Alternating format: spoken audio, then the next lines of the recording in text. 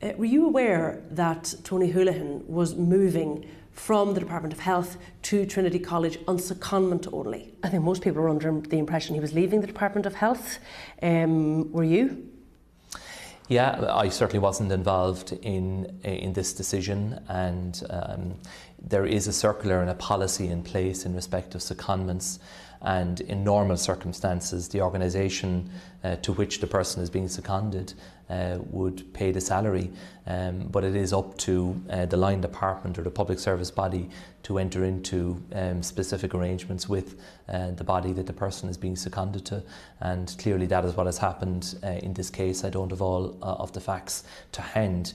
It certainly has been the case whereby we have had people seconded into the public service and the civil service by outside organisations, including the private sector, and I'm certainly aware of cases where they would have continued to pay the salary of those persons even though they were providing a public service here in different government departments. So what happened in this case is consistent with the policy, because there is that flexibility for the line department to enter into individual arrangements, but it is normally the case that the body the person is being seconded to would pick up the cost of the salary. Are you concerned then that that hasn't happened in this case? It is a matter for the Department of Health to make the decision. I don't know whether they have a reciprocal arrangement, whether anybody is coming from Trinity to provide services into the Department of Health, or whether a certain amount of Dr. Holohan's time is going to be to continue to support the Department of Health. I don't have a full briefing on that at this point in time. But and you talk about normal secondment, but normal secondment is normally temporary and is for a specific limited period of time. This isn't the case here. This is open-ended. Yeah, and I think it is unusual in that sense, and I think the default position generally should be that the body that the person is being seconded to out of the public service would pay for the salary, but it is open to the line department to enter into specific arrangements if they believe that that is appropriate, and I'm sure they'll provide a full explanation for the context of that over the period ahead. Minister Michael McGrath, thank you for your time. Thank you.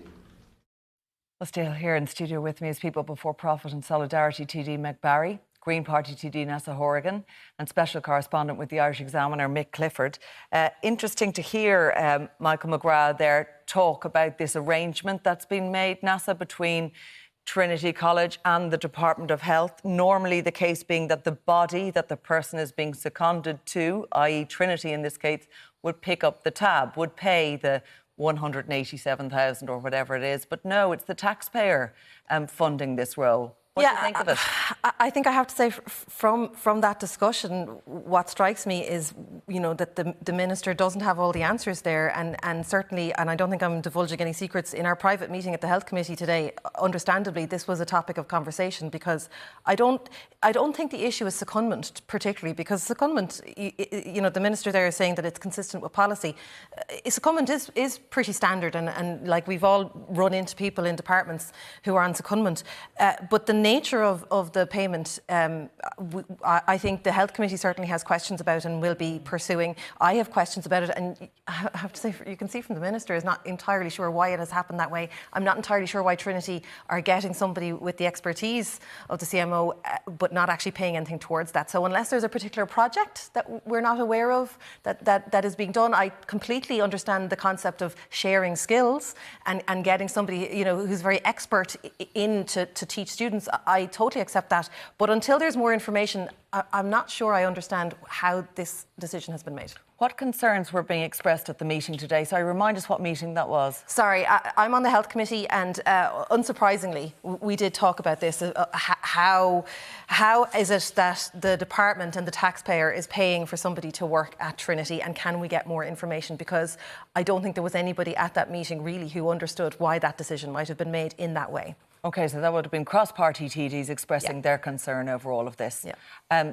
You know, Mick, what do you make of it? It is unusual circumstances. We're hearing Michael McGrath there appearing to distance himself from it. Micheál Martin similarly doing the same in the Dáil today when it was being brought up. I had no hand, act or part in this. Well, I have to say, when I was looking at Michael McGrath on the TV screen there in the dark room with the shadow half covering his face, that it brought me back to Hall's Pictorial Weekly back in the 70s.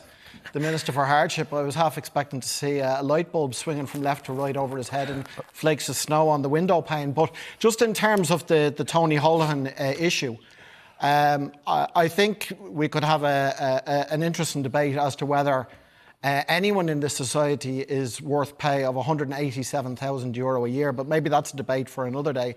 If he's going to secondment to Trinity, it should not be the taxpayer who's paying. Trinity College Dublin should be paying the wages. I mean, another issue with all of this is who's making the call around this. We have Robert Watt, whose own salary has been called into question and the subject of much controversy, Mick, would have been involved in this call. None of this looks good, and it's blowing up in the government's face. It doesn't look good at all. I mean, one issue just strikes me. If you look at universities in general, 187,000 is way at the top end of what even the most senior academics in universities could expect to be paying. Maybe that has some reasoning in terms of that, well, presumably Mr. Holohan wasn't going to take a pay cut, so is the department or the HSE paying for it on the basis that the university wouldn't be paying that kind of salary? I don't know. It's also conferring a huge benefit on Trinity College. Why Trinity College? If, for example, he is being paid by the state continually, why not spread it around? If he has to go on this type of secondment, there's plenty of universities, not to mind institutes of technology, that could use the benefit of his experience. And to be honest with you, from the outside, it looks to a certain extent like here was a man who did fantastic service for the state during the pandemic, and it's nearly like, is this a bit of a kind of a cherry or a reward or what have you? And I don't think that's really acceptable in this day and age, if that is something to it. But as Neasa said, there's loads of questions that need to be answered about the thing.